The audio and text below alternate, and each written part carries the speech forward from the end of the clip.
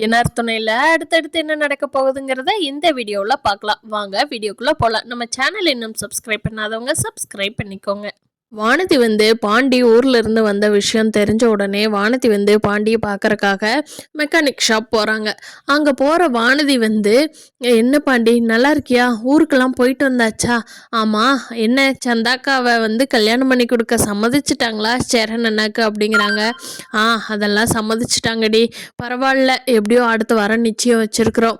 ஆமாம் வந்துரு நிச்சயத்துக்கு போகலாம்ல அப்படிங்கிறாங்க. என்னடா நான் கேட்குறப்போ தான் எனக்கு தகவல் சொல்கிறேன், அப்படியே அழைப்பாவும் சொல்லிட்டு அப்படியே வந்துருன்னு சொல்கிறேன். என்னடா நானே அழைப்பு கேட்டு நானே உங்கள் வீட்டு நிச்சயத்துக்கு வரணுமா அப்படிங்கிறாங்க. என்ன வானதி, நான் உங்கள் வீட்டுக்கு சொல்லுவேன், இருந்தாலும் உங்கள் வீட்டில் இருக்கிறவங்களாம் வருவாங்களா இல்லையான்னு தெரியாதுல்ல, அதனால தான் உன்னை இப்போவே கன்ஃபார்ம் பண்ணிக்கலாங்கிறதுக்காக கேட்டேன் அப்படிங்கிறாங்க. நீ ஃபஸ்ட்டு அழைப்பு சொல்லுடா, அதுக்கப்புறமா தான் நான் முடிவு பண்ண முடியும்.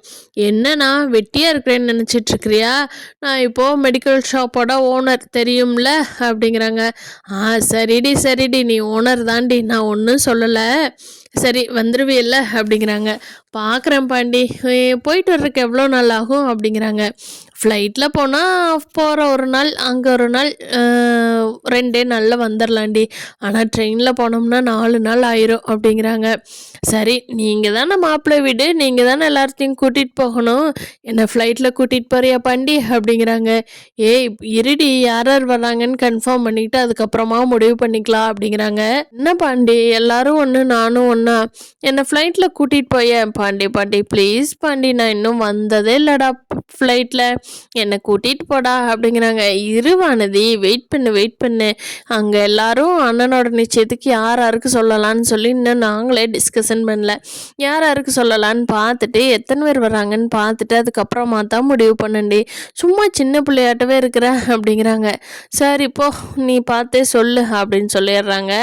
அப்புறமா பாண்டி, ஆமாம் உங்கள்கிட்ட கேட்கணுன்னு நினச்சிட்டு இருந்தேன், இங்கே ஒரு ஸ்கூட்டி இருந்ததே அது எங்கே அப்படிங்கிறாங்க.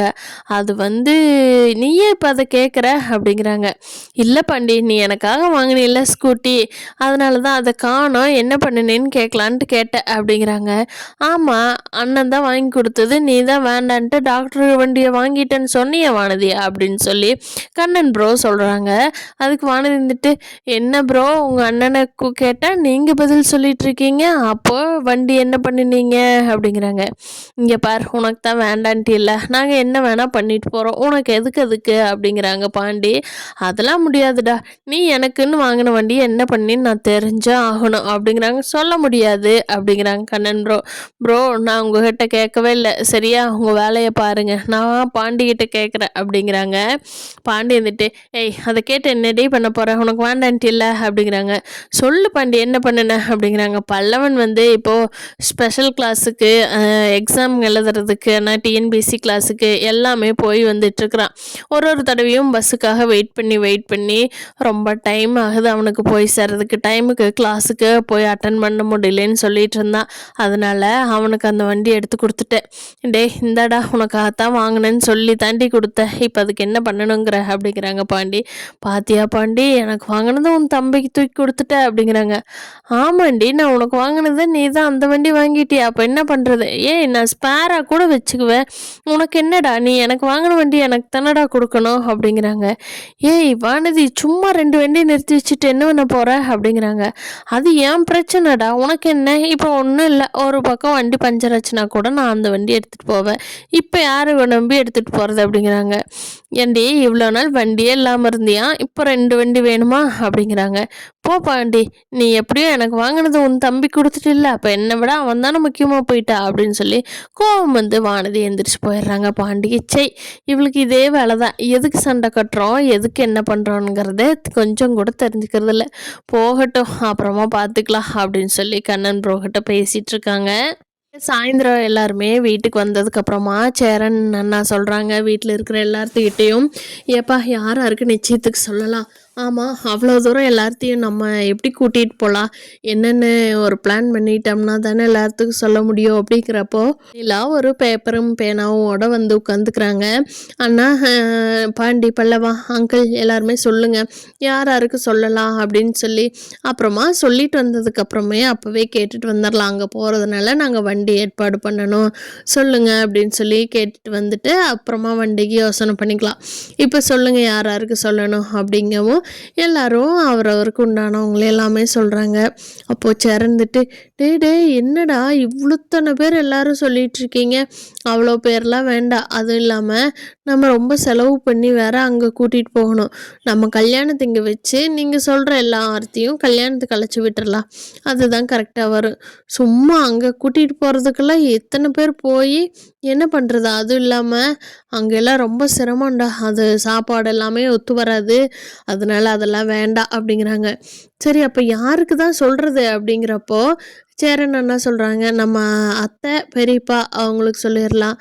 வானதியோட ஃபேமிலிக்கு சொல்லிடலாம். அப்புறம் நம்ம ஃபேமிலி அவ்வளோதான், போதும் போயிட்டு வந்துடலாம் அப்படிங்கிறாங்க. எல்லாத்துக்குமே அந்த இது வந்து ஓகேவா இருக்கா? சரி அப்படியே சொல்லிடலாம் அப்படிங்கிறாங்க. அப்போ இங்கே வானதியோட வீட்டுக்கு, ஏப்பா நீயும் வரையாப்பா அப்படின்னு சொல்லி நிலாவை கேட்குறாங்க சேரன் அண்ணா.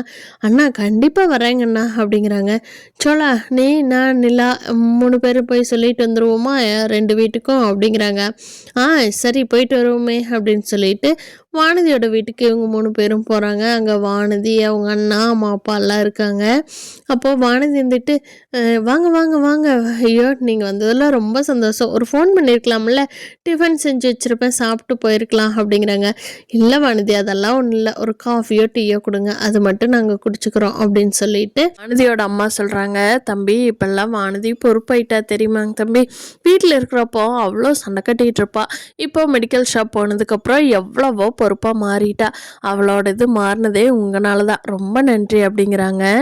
ஜாலியாக பேசிகிட்டு இருந்துட்டு அடுத்து கார்த்திகாவோட வீட்டுக்கு போகிறாங்க. அங்கே கார்த்திகா, அவங்க அம்மா அப்பா எல்லாருமே இருக்காங்க. அப்போது கார்த்திகாவோட மாமாவும் வெளியே உட்காந்துருக்காரு. இவங்கள பார்த்து வாங்க அப்படிங்கிற மாதிரி உள்ளே கூட்டிகிட்டு போகிறாரு. உள்ளே கூட்டிகிட்டு போயிட்டு இப்படி அண்ணனுக்கு நிச்சயம் வச்சுருக்குறோம், எல்லோரும் வந்துருங்க அப்படின்னு சொல்கிறப்போ கார்த்திகாவோட அம்மா இருந்துக்கிட்டு, டேய் சோளா எப்படி நீ வந்து என் வீட்டுக்குள்ளே அழைப்பு சொல்ல வரலாம்? பொண்ணு வாழா வெட்டியே வந்திருக்கிறான்னு சொல்லி உனக்கு கல்யாணம்னு சொல்லி அதை பார்த்து காண்டாகி ஆகட்டுன்னு சொல்லி அழைப்பு சொல்ல வந்திருக்கிறியா அப்படிங்கிறாங்க. அப்போது சேரன் சொல்கிறாரு, அத்தை அத்தை என்னங்க அத்தை நீங்கள் என்ன உளர்றீங்க? இது என்ன கார்த்திகா வாழை வெட்டியாக வந்திருக்கா? என்னங்க அத்தை சொல்கிறீங்க அப்படிங்கிறாங்க. டே ரொம்ப நடிக்காதடா, தெரியாத மாதிரி. சும்மா என்ன என் பொண்ணு வந்துட்டாங்கிறக்காக இங்கே பார் நான் இப்போ கல்யாணம் பண்ணுறேன் பார் அப்படின்னு சொல்லி எல்லாத்துக்கும் தெரிகிற மாதிரி பந்தல் போட்டு பண்ணுறியா உன்னையெல்லாம் அப்படின்னு சொல்லி சண்டைக்கு வர்றாங்க. அப்போ கார்த்திகா வந்து அவங்க அம்மாவை அடிக்க போயிடுறாங்க. ஏம்மா அமைதியாகவே இருக்க மாட்டியா நீயே, என்ன பேச்சு பேசிகிட்டு இருக்கிற? நீ தப்பு பண்ணினதுக்கு அவங்க என்ன பண்ணுவாங்க? நான் தான் முன்னாடியே மாமாவை கட்டிக்கிறேன்னு சொன்னனே, நீ தானே வேண்டான்ன, அதுக்கெல்லாம் அவங்க என்ன பண்ண முடியும்? அவங்க தான் ரெடியாகி வந்து கோயிலில் உட்காந்துருந்தாங்களே அப்படின்னு சொல்லி கார்த்திகா இவங்களுக்கு எல்லாத்துக்குமே சப்போர்ட் பண்ணி அனுப்பிச்சி விட்டுறாங்க. கண்டிப்பாக வந்துடுறாங்க மாமா, நீங்கள் போயிட்டு வாங்க அப்படின்னு சொல்லி. இப்படித்தான் இந்த கதை போக போகுதுன்னு நான் நினைக்கிறேன். ஃப்ரெண்ட்ஸ், இந்த வீடியோ பிடிச்சிருந்தால் லைக் பண்ணிக்கோங்க.